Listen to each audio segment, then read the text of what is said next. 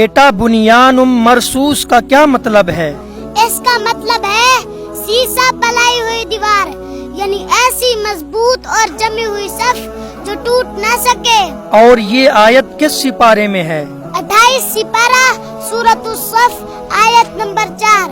پوری آیت یوں ہے: ان اللہ یحب الذین یقاتلون فی سبیلہ صفا کأنہم بنیان مرصوص۔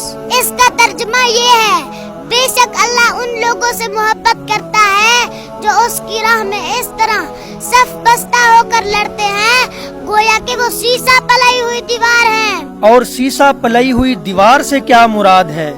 ایسی دیوار جو پختہ، مضبوط اور ایک جان ہو، جس میں کوئی درار، کمزوری یا فرق نہ ہو۔ یہ آیت ہمیں کس چیز کی تعلیم دیتی ہے؟ یہ امت کو سکھاتی ہے جہاد ہو یا کوئی دین کا کام، سب متحد ہو کر مضبوطی سے کریں۔ اور آج کی امت کو بنیان مرصوص کیوں بننا چاہیے؟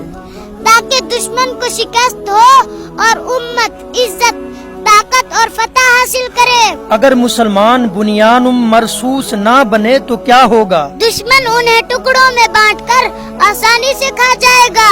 اور آج امت کے زوال کی سب سے بڑی وجہ کیا ہے؟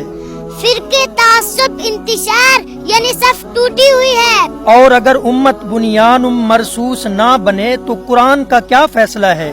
فَتَفْشَلُوا وَتَذْهَبَ رِيحُكُمْ، تم کمزور پڑو گے، تمہاری ہوا نکل جائے گی۔ اور آج کے دور میں سیسا پلائی ہوئی دیوار کی مثال کون ہو سکتی ہے؟